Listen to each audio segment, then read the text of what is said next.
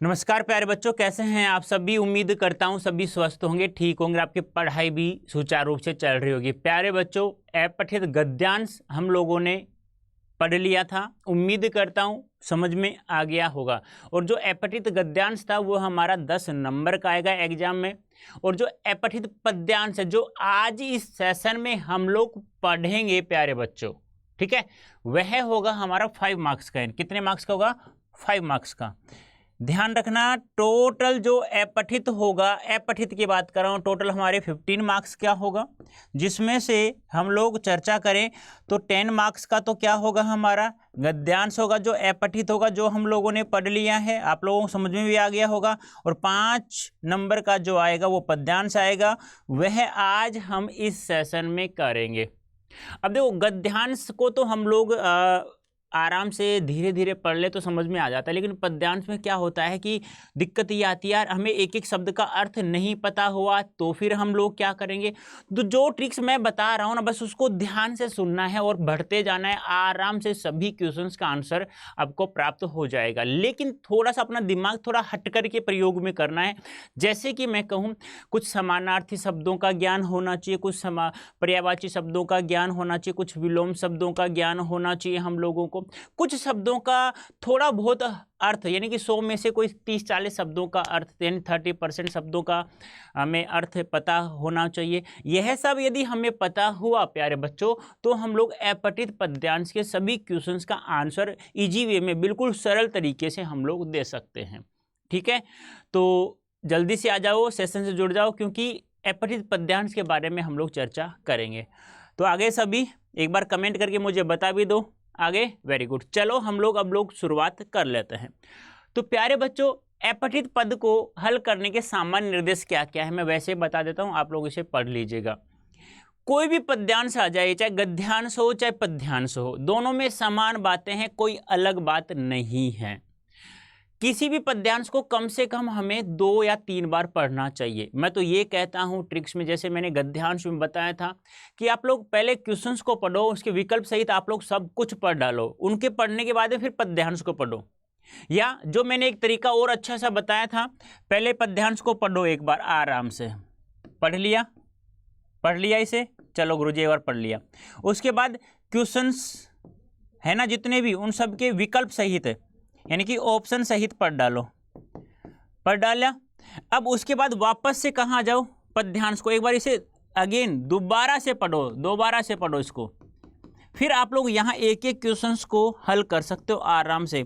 मैं कह रहा हूँ ना, 100% आप लोग सही आंसर बता पाएंगे।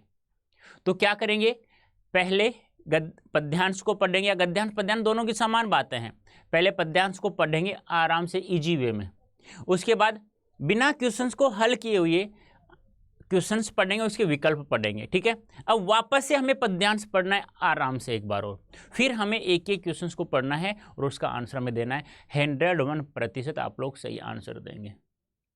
तो यहाँ वही लिखा है क्या कि पहले बार कम से कम पद्यांश को या गद्यांश को 2 या 3 बार पढ़ना चाहिए हम लोगों को ध्यानपूर्वक, 2 या 3 बार। फिर मुख्य शब्दों को आप लोग क्या करना है, अंडरलाइन करना है। क्या करना है, रेखांकित करना है मुख्य शब्दों को। यानी जब 2-3 बार पढ़ेंगे ना, तो मुख्य जो लाइनें या शब्द आ रहा है उनको हम लोग क्या कर लेंगे, अंडरलाइन कर लेंगे। ठीक है, उसके बाद हमें वह बात जो वह गद्यांश या पद्यांश किसके ऊपर लिखा गया है, उसका शीर्षक हमें चयन करना है।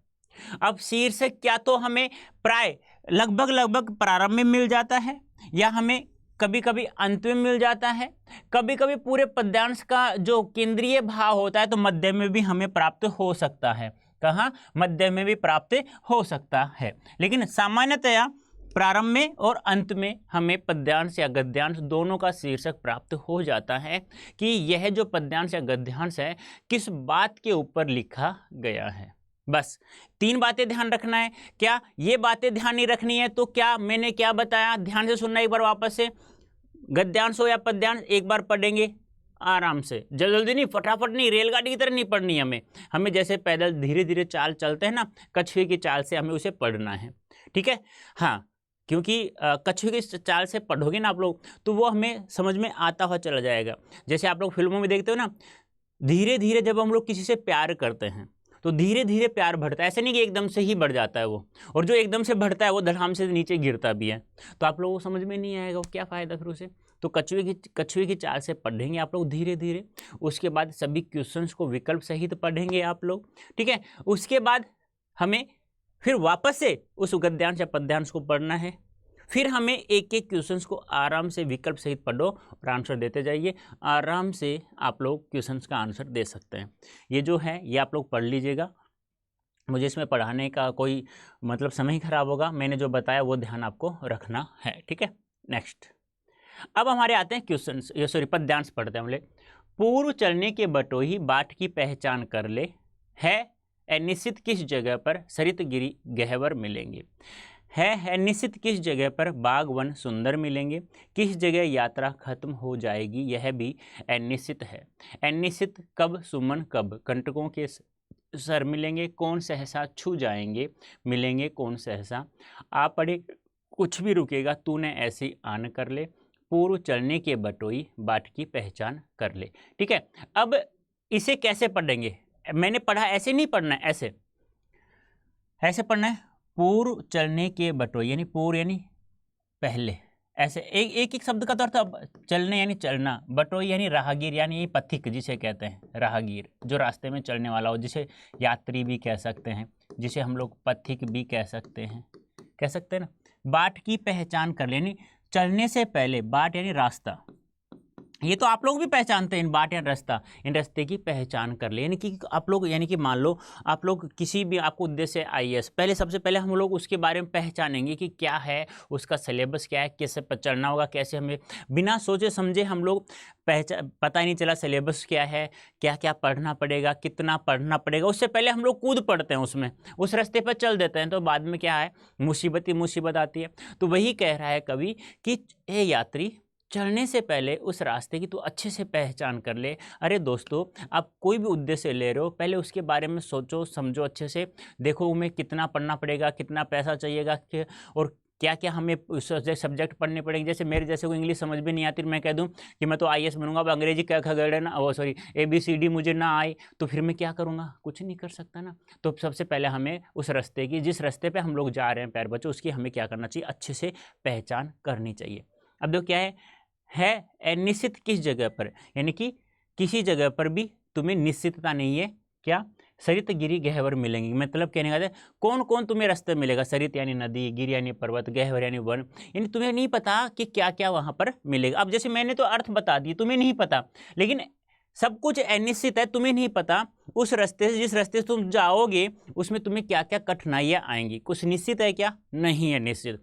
क्यों, जब मुझे नहीं पता आईएएस के लिए मुझे अंग्रेजी चाहिए और मैं कूद पड़ा आईएएस बनने के लिए, तो बाद में क्या है, मुझे समस्या आएगी, फिर मैं वापस रास्ते से आऊँगा। फिर वही रास्ता यदि मैं किसी और क्षेत्र में जिसका मुझे ज्ञान है अत्यधिक, उस रास्ते पे जाता, शायद मैं सक्सेस हो जाता इतने समय में। तो वही बात यहाँ है अनिश्चित किस जगह पर बाग वन सुंदर मिलेंगे, यानी कि तुम्हें निश्चित है क्या कि कहाँ सुंदर सुंदर बाग मिलेंगे, कहाँ फल फूल मिलेंगे, कुछ भी निश्चित नहीं है।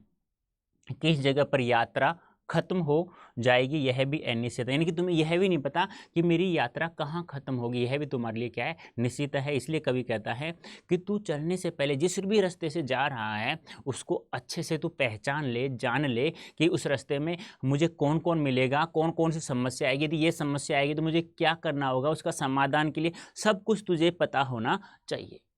है अनिश्चित कब सुमन कब कंटकों के सर मिलेंगे, यानी सुमन यानी फूल, कंटक यानी कांटा, यानी तुम्हें ये भी नहीं पता कहाँ कहाँ तुम्हें फूल यानी कांटा मिलेगा, यानी कि सुख दुख कहाँ कहाँ तुम्हें मिलेगा। इस रास्ते पे चलने से तुम्हें कहाँ तो सुख प्राप्त होगा, कहाँ दुख प्राप्त होगा। फूल यानी सुख और कंटक यानी कांटा चुभ गया तलवे में, तो क्या करो, अरे भाई कांटा कट गया, तो क्या मिला, दुख प्राप्त हुआ। या तुम चल रहे हो आईएएस बनने, मैंने कहा ना आईएएस बनने के लिए मैं चल चुका हूँ, अब चलते चलते मुझे पता है कि एसएसटी मुझे आते हैं, हिस्ट्री ज्योग्राफी पॉलिटिकल, इन्हें पढ़ने मुझे कोई समस्या नहीं आई, ठीक है। अब मुझे आ गई मैथ्स और इंग्लिश आ गई, अब क्या होगा, बहुत ज़्यादा दुख होगा, बहुत ज़्यादा रोऊंगा कि मैंने पहले क्यों नहीं समझा कि यहाँ मैथ्स भी पढ़ना पड़ेगा, इंग्लिश भी पढ़ना पड़ेगा। इस रास्ते पर आईएएस बनने से पहले मैंने सोचा क्यों नहीं कि क्या क्या पढ़ना मुझे पड़ेगा। आज मुझे पता चल रहा है कि जब मैं आ चुका हूँ, 60% कवर कर चुका हूँ, अब 40% मुझे इंग्लिश और मैथ्स पढ़ना है, अब ये मैं कैसे कर पाऊँगा। तो उसको मुझे पहले से ही यह ज्ञात होना चाहिए। कौन सहसा छू जाएगा मिलेगा, कौन सहसा आपड़े कुछ भी रुकेगा, यानी कि तुम्हें ये नहीं पता जिस रास्ते तुम जा रहे हो तुम्हें कौन महसूस होगा, कौन तुम्हें छुएगा, किसकी तुम्हें याद आएगी, किसकी तुम्हें याद नहीं आएगी। अचानक तुम्हें यदि कोई छू जाएगा तो तुम्हें लगेगा अरे वाह कोई मुझे स्पर्श करके गया है, तो मुझे किसकी याद आएगी, तो उस समय मैं क्या करूँगा, किस जगह मैं रुकूंगा, किस जगह मैं नहीं रुकूंगा, सब तेरे लिए क्या है अनिश्चित है। तू पहचान कर ले अपने रास्ते की। तूने ऐसी आन कर ले पूर्व चढ़ने की बोल रही बात की, यानी कि हे राहगीर हे पथिक, कवि कह रहा है कि जिस भी रास्ते से तू जा रहा है उसकी सबसे पहले तू अच्छे से है ना पहचान ले, जान ले उसे, उसके बाद तू उस रास्ते पे दौड़ना शुरुआत कर दे। एक बार ऐसे पढ़ लिया धीरे धीरे, अब क्वेश्चंस पढ़ डालो एक बार ऐसे। कविता की पंक्तियों में यात्रा की किस विशेषता की ओर संकेत किया गया है, कठिनाइयों की ओर, सुखों की ओर, अनिश्चितता की ओर, साहस की ओर। अब एक बार वापस पढ़ डालो, पूर्व चढ़ने के बटोई बाट की पहचान, धीरे धीरे जैसे मैंने पहली बार पढ़ा था। तो यहाँ पे देखो अनिश्चित अनिश्चित अनिश्चित, ठीक है, अनिश्चित, ठीक है, ठीक है, कुछ भी अनिश्चित नहीं है, मतलब अनिश्चित अनिश्चित आ रहा है। अब देखो कविता की पंक्तियों में यात्रा कि किस विशेषता की ओर संकेत किया गया, संकेत यानी इशारा किया गया। कठिनाइयों की ओर, भाई कठिनाई तो आएंगी। सुखों की ओर, अनिश्चितता की ओर, यानी किसकी ओर इशारा किया गया, अनिश्चितताओं की ओर, यानी कि तुम्हें कुछ भी अनिश्चित नहीं है, कि जब तुम जिस रास्ते से जा रहे हो तुम्हें वहां पर कुछ भी निश्चित नहीं है तुम्हें क्या प्राप्त होगा और क्या प्राप्त नहीं होगा। तो किसकी ओर इशारा किया गया, अनिश्चितता की ओर संकेत किया गया। उपयुक्त पंक्तियों में कवि ने यात्रा के दौरान उत्पन्न होने वाली विभिन्न प्रकार की अनिश्चितताओं का वर्णन करने के साथ साथ निरंतर आगे बढ़ते रहने के बारे में उल्लेख किया गया है। अब इस क्वेश्चन का आंसर तुम लोग दो मुझे। कविता में आए सुमन और कंटक किस भाव के प्रतीक है? सुमन मैंने बताया था फूल, और कंटक यानी कांटा, कांटा लगा है ना। तो बताओ जल्दी से मुझे क्या होगा इसका राइट आंसर।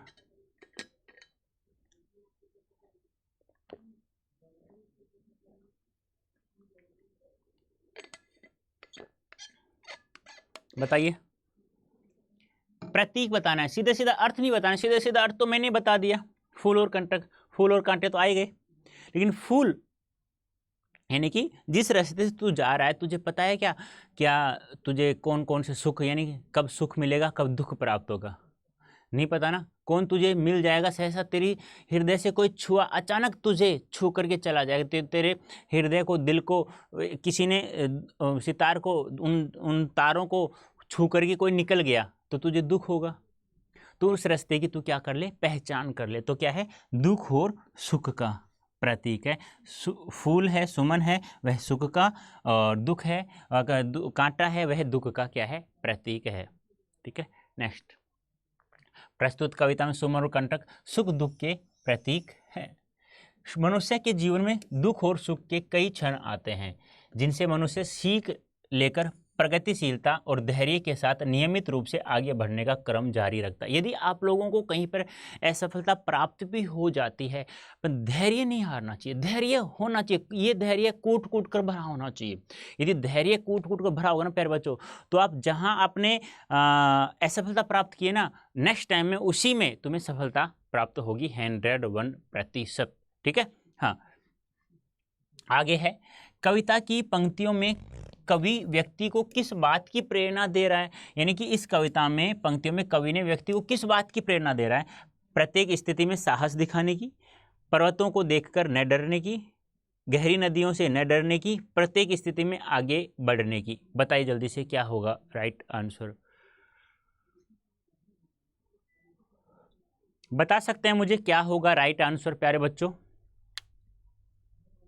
यानी कि कवि व्यक्ति को किस बात की प्रेरणा दे रहा है, तो वो कह रहा है कि कैसी भी स्थिति आए तुझे हमेशा क्या करना है, आगे बढ़ते ही रहना है, पीछे रुककर तुझे बिल्कुल भी नहीं देखना है। इसलिए तू जिस रास्ते से जा रहा है, जो तेरा लक्ष्य है, जो तेरा उद्देश्य है, पहले उसके बारे में अच्छे से जान ले। लोगों से जो कुछ वो बन चुके हैं उनसे पूछो कि तुम्हें कौन कौन समस्या है, तुम कितने घंटे पढ़े थे, तुमने क्या क्या पढ़ा था, यदि मैं ऐसा करना चाहूँ तो मुझे क्या करना होगा, कैसे शुरुआत करनी होगी, यह सब तुझे पता करना है लोगों से। ठीक है, तो प्रस्तुत कविता में कवि प्रतिकूल परिस्थितियों में भी प्रत्येक स्थिति में आगे बढ़ते रहने की प्रेरणा के बारे में बता रहा है, क्योंकि एक बार लक्ष्य निर्धारित करने के पश्चात उसकी प्राप्ति हेतु दृढ़ प्रतिज्ञ होकर आगे बढ़ना ही मनुष्य का सर्वश्रेष्ठ गुण है।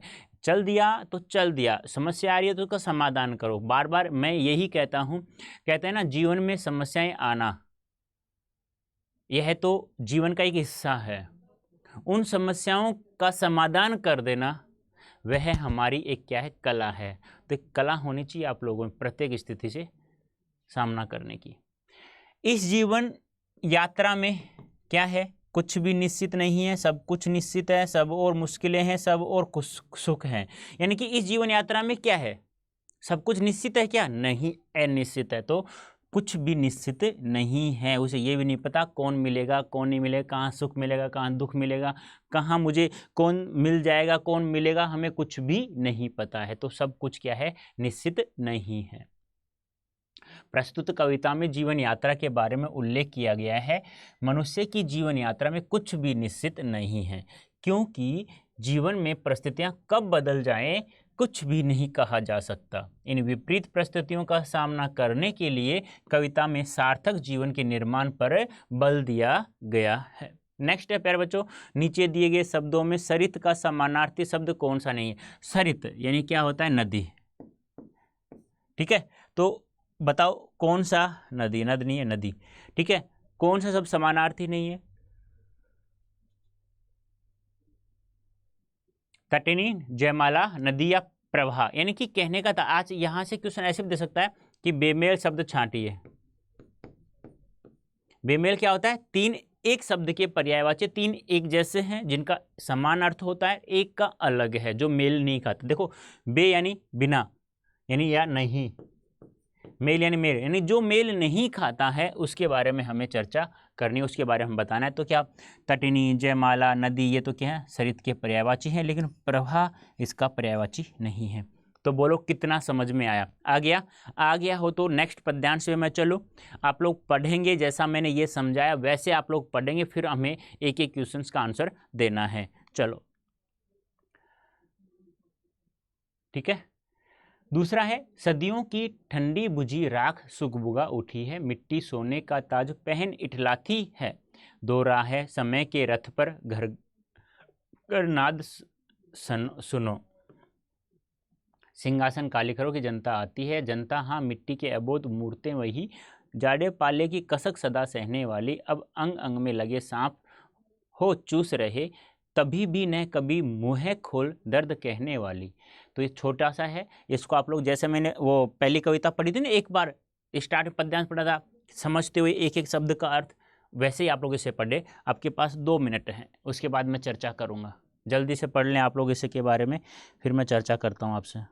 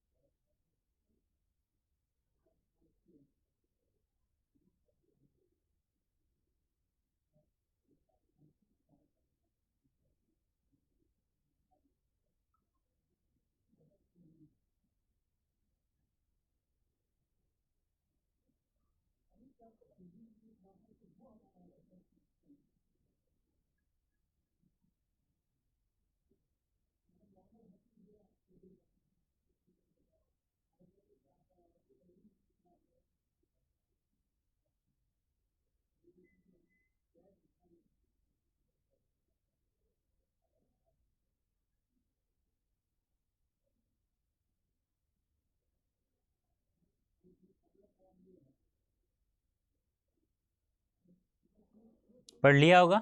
अब देखो आपने जितना पढ़ा एक बार मैं समझा देता हूँ। देखो देखो इस पंक्ति को, सिंहासन खाली करो कि जनता आती, ये पंक्ति है ना, एग्जाम जब आप कंपटीशन होता है ना, उस एग्जाम में बहुत बार पूछी गई। इस पंक्ति से ही पूरी कविता के बारे में पता चल गया कि इस कविता को लिखने वाले कवि कौन है, रामधारी सिंह दिनकर।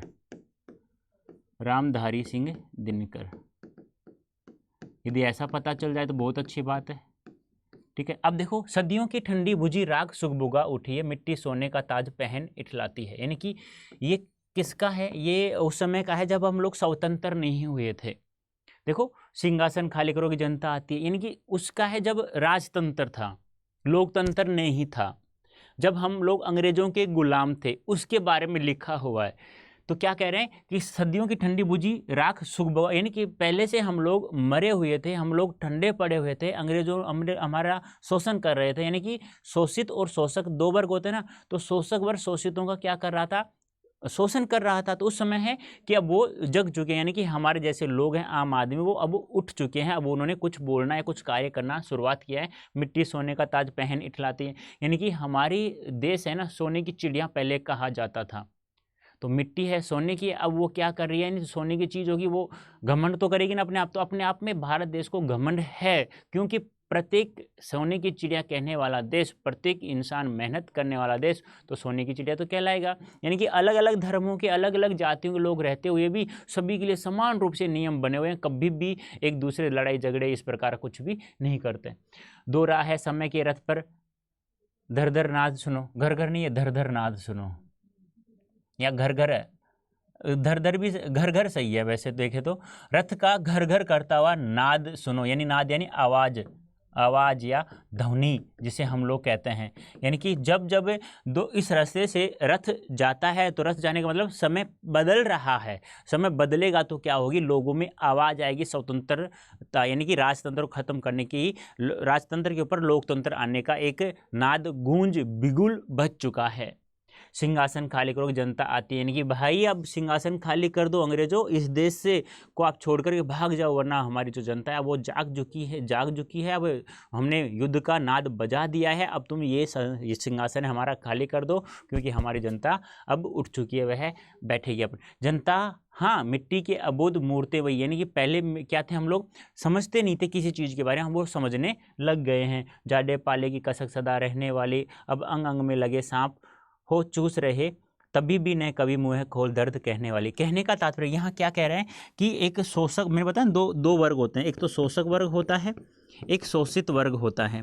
तो उसके बारे में यहाँ कवि ने बताया है कि शोषक वर्ग को समाप्त करने के लिए क्या है, सांप हो चूस रहे हैं, तभी भी न कभी मुँह खोल दर्द के। यानी कि जब जब ये शोषक वर्ग था, शोषितों का शोषण करके अपना धन जमा इकट्ठा कर रहा था, जब जनता कुछ नहीं कह रही थी, लेकिन अब वह जाग चुकी है, अब शोषकों की खैर नहीं है, अब उन्हें वह समाप्त भी कर देगी। तो इस प्रकार से हमें एक एक चीज़ का, देखो कंप्लीट तो मैंने भी नहीं बताया आप लोगों को, एक एक शब्द का अर्थ थोड़ा कोशिश किया है मैंने। ऐसे आप लोग कोशिश करना है, तो कोशिश एक बार ऐसे पढ़ करके, फिर क्वेश्चंस पढ़ोगे, फिर वापस से इसे पढ़ोगे एक बार, जैसे मैंने अभी बताया है, तो फिर आप लोग आसानी से आंसर दे सकते हैं। देखो एक बार, काव्य में किस जनता की ओर संकेत किया गया है? जो खेतों खलिहानों कारखानों में काम करती है, जो रथ चलाती है, जिसे बोध है, जिसे सांप काटते हैं। तो किसकी ओर संकेत किया है? कि जो लोग पहले मेहनत करते थे, यानी कि मिट्टी सोने का ताज पहन उठी। यानी कहने का तात्पर्य क्या है? जिस खेती में जिस मिट्टी पर कार्य करते हैं, तो सोने जैसी फसल लहरा रही है, तो वो लोग अब काम करना स्टार्ट कर दिया है, क्योंकि उन्हें अब राजतंत्र पर लोकतंत्र लाने की उन्होंने ठान ली है, यानी अंग्रेजों को भगाने की उन्होंने सोच ली है। तो जो खेतों और खलिहानों कारखानों में काम करती है, उनकी ओर संकेत किया गया है। दी गई पंक्ति में उस जनता की ओर संकेत किया गया जो खेतों खलिहानों कारखानों में काम करती है, क्योंकि दिनकर जी यानी रामधारी सिंह दिनकर जी ने शोषकों को सचेत आगाह करना चाहा है कि तुम्हारे द्वारा शोषित व उपेक्षित जनता जो खेतों खलिहानों में काम करती है, अब वह जागरूक हो चुकी है, अब तुम्हारी खैर नहीं है, अब राजतंत्र पर लोकतंत्र हावी होने वाला है, अब तुम जल्दी से सिंहासन खाली कर दो, क्योंकि शोषित वर्ग है वह अब मेहनत, डबल मेहनत के साथ आपके ऊपर हावी होने वाला है। समय के रथ का घर घर नाद सुनो, पंक्ति का आशय है समय कोलाहल कर रहा है, समय ने युद्ध का नाद बजा दिया है, अब समय बदल रहा है, समय का रथ बड़ा आ रहा है। देखो, समय के रथ का घर घर नाद सुनो, यानी कि समय ऐसा आ चुका है कि लोग नाद सुनो, यानी कहने का तात्पर्य क्या है कि युद्ध करने का अब उन्होंने ठान ली है। युद्ध होगा तो क्या होगा? बिगुल बजेगा, नाद बजेगा, यानी कि ढोल नगाड़े बजते हैं उसी को। तो क्या है? समय ने युद्ध नाद बजा दिया, यानी समय अब ऐसा आ चुका है कि शोषित अब शोषकों पर हावी होंगे, क्योंकि वो डबल मेहनत के साथ में फसल खेती में अपना डबल मेहनत कर रहे हैं, उनमें उन्हें जीने की इच्छा बढ़ गई है। अब तुम जल्दी से, समय परिवर्तित तो होने वाला है, अब तुम जल्दी से सिंहासन हमारा खाली कर दो। तो क्या है, समय ने युद्धनाद बजा दिया है। समय के रथ का घर घर नाद सुनो पंक्ति कास्य है कि समय ने युद्ध नाद बजा दिया है, क्योंकि यह कविता रामसारी दिन रामधारी सिंह की रचना नील कुसुम जनतंत्र का जन्म से ली गई है, और उसमें दिनकर जी ने सदियों से अपने अधिकारों के प्रति सुस्त पड़ी जनता को जगाने का प्रयास किया है। सिंहासन खाली करो कि जनता आती है, पंक्ति का क्या भाव है, देखो, सारी जनता अब सिंहासनों पर भी बैठेगी। राजतंत्र के विरुद्ध लोकतंत्र का स्वागत। राजा के सिंहासन को खाली करना होगा, जनता राजा का सिंहासन हिला देगी। तो मैंने कहा ना, राजतंत्र पर लोकतंत्र हावी होने लगा, यानी कि राजतंत्र के विरुद्ध लोकतंत्र का स्वागत। यानी कि पहले राजाओं का शासन चला करता था, लेकिन अब ऐसा नहीं होगा। अब प्रत्येक आम आदमी सहमति के द्वारा किसी को राजा बनाना चाहिए तो बना देंगे, वरना वो अपने अनुसार कार्य करेंगे। तो क्या कह रहा है, जो सिंहासन खाली करो जनता आती है, यानी कि राजतंत्र के विरुद्ध लोकतंत्र का स्वागत किया जा रहा है। सिंहासन खाली करो कि जनता आती है, पंक्ति का भाव है राजतंत्र के विरुद्ध लोकतंत्र का स्वागत। कवि के द्वारा शासन कर रहे शोषकों को संदेश दिया जा रहा है कि अब समय परिवर्तित हो चुका है, राजतंत्र के शोषण के विरुद्ध लोगों ने आवाज उठानी शुरू कर दी है। सामान्य जनता ने अब तक बहुत कष्ट सहे हैं, इस भाव को व्यक्त करने वाली पंक्ति, यानी सामान्य जनता ने अब तक बहुत कष्ट सहे हैं। कौन सी पंक्ति है, सदियों से उपजी बुझी राख सुगबुगा उठी है, मिट्टी सोने का ताज पहन इठलाती है, जनता हाँ मिट्टी की अबोध गढ़ते वही, जाडे पाले की कसक सदा सहने वाली। यानी कि सामान्य जनता ने अब तक बहुत कष्ट सहे हैं, बहुत कष्ट सहे मतलब सदियों में उपजी बुझी राख सुगबुगा उठी है। बहुत कष्ट सहना मतलब ये होगा, सर्दी और गर्मी में, जाड़े पाले में कसक सदा सहने वाली है वो जनता है, वह अब क्या हो रहा है, उसने बहुत सारे कष्ट देख लिए हैं, अब वो कष्ट नहीं सहेगी, अब वो मेहनत करना स्टार्ट कर दिया है। तो D option is right answer. ठीक है, जाड़े पाले कसक सदा सहने वाली, इस भाव को प्रकट करने वाली पंक्ति है। राजतंत्र के शासकों द्वारा भोली भाली जनता का प्रतिदिन शोषण किया जाता है और वह अपने ऊपर किए गए अत्याचारों को चुपचाप सहती रहती है। सांप किसकी ओर संकेत किया गया, ये क्वेश्चन बहुत गजब है यदि यहाँ से पूछा जाए। शोषकों की ओर, सूदखोरों की ओर, विषैले सांपों की ओर, जमींदारों की ओर। तो शोषकों दो वर्ग हैं, शोषक और शोषित। तो सांप किसकी ओर से, यानी सांप शोषितों का खून चूस रहा है, यानी शोषक शोषित वर्ग का खून चूस रहा है। ठीक है, ये ध्यान रखना है प्यारे बच्चों, ध्यान से समझना है, बहुत ही महत्वपूर्ण आपके लिए। यदि ये समझ में आ गया ना तो, और भी मैं आगे प्रैक्टिस बहुत सारी करवाऊंगा आपको, सैंपल पेपर कराऊंगा तब, लेकिन पहले आप लोग इसे अच्छे से समझें। प्रस्तुत पंक्ति में सांप उन शोषकों की ओर संकेत कर रहा है जो कुछ न जानने समझने वाली सीधी सादी जनता का शोषण करती है। यानी कि प्रस्तुत पंक्ति सांप उन शोषकों की ओर संकेत कर रहा है जो कुछ न जानने समझने वाली सीधी सादी जनता का शोषण कर रहे हैं। सुगबुगा उठना का अर्थ क्या है, धीरे धीरे कहना, अपने हक के लिए प्रयत्नशील होना, राख का जल उठना, अफवाह फैलाना। मतलब सुगबुगा उठना यानी कि सुगबुगा यानी पहले सो रहे थे, अब अपने हक के लिए वो क्या कर रहे हैं, लड़ रहे हैं। यानी कि अपने हक के लिए प्रयत्नशील होना है, मेहनत करना। देखो भी, सफलता असफलता वो बाद का काम है। जैसे मैं कहूँ, महेंद्र सिंह धोनी से एक बार पूछा गया था कि आप जब मैच खेल रहे होते हैं तो आप क्या सोचते हैं, जीतेंगे हारेंगे, लेकिन उन्होंने यही कहा, आप में यदि धैर्य है तो आप फल की इच्छा मत करो, अपना हारोगे या जीतोगे वो बाद की बात है, लेकिन जिस समय तुम मैदान में होते हो जितना अच्छा कर सकते हो उतना अच्छा करो, वो रिजल्ट बाद की बात है, क्या होगा और क्या नहीं होगा। तो अब देख लो कितने सफल कप्तान रह चुके हैं। वैसे ही मैं आपसे कहता हूं कि आप लोग यदि किसी कार्य करने की ठान ली है, आप कुछ बनने की ठान ली है, तो रुकना नहीं है, चाहे समस्या कितनी बड़ी क्यों ना है। क्योंकि इस संसार में है ना, लोग किसी को भी जब तक नहीं जानता जब तक वो कुछ नहीं बन जाता है। पढ़ने वाले सब पढ़ते हैं, लेकिन जो सक्सेस हो जाता है ना, उसके बारे में लोग पूछना, उसके बारे में जानना, बहुत कुछ करते हैं। और आप भी अपना कहते हैं ना कि मैं भी इस देश में आया हूँ तो एक नया इतिहास लिख के जाऊँ, तो उसके लिए आप लोगों को पढ़ाई है ना, एक पढ़ाई है और किसी अलावा कुछ भी नहीं है। तुम सोचो कि बहुत कुछ है ना, एक पढ़ाई के अलावा ऐसा कोई कार्य नहीं जिससे आप लोग इस संसार में अपना इतिहास लिखना चाहते हो ना, तो आप लोगों को कुछ अलग करना होगा, अलग करके दिखाना होगा। अपने घर नहीं, अपने समाज नहीं, परिवार, पूरे देश के लिए आपको गर्व होगा। तो बच्चों मेहनत करना स्टार्ट कर दो। यदि मेहनत करना शुरुआत नहीं की है तो कर दो बेटा, अभी समय है। समय अभी आपके पास, अभी 12th क्लास में हो आप लोग, अभी कुछ भी नहीं बिगड़ा। यदि कुछ करना स्टार्ट नहीं किया तो अभी कुछ भी नहीं बिगड़ा है। जीवन आगे है आपकी, बहुत बड़ा जीवन है आप लोगों के लिए, तो उसके लिए आप लोगों को मेहनत करना होगा। तो आज से पढ़ ले लो, हम मेहनत करेंगे, वो भी किसके साथ में, लगन के साथ में, ठीक है। और हमारे अंदर क्या होगा, ये चीज़ हम लोग रखेंगे बस। और कर्म पर विश्वास करना है, बस बढ़ते रहना है। सफल होंगे नहीं होंगे वो बाद की बात है, तुम्हारा काम है कर्म करना, पढ़ाई करना, ठीक है। तो पढ़ते रहना है। सुख भोगा उठना का अर्थ है अपने हक के लिए प्रयत्नशील होना है। दी गई पंक्ति के अनुसार अब जनता में अपने ऊपर हो रहे अत्याचारों को सहते सहते उनके अंदर की ज्वाला जागृत हो चुकी है। तो प्यारे बच्चों, ये था आप लोगों के लिए अपठित पद्यांश।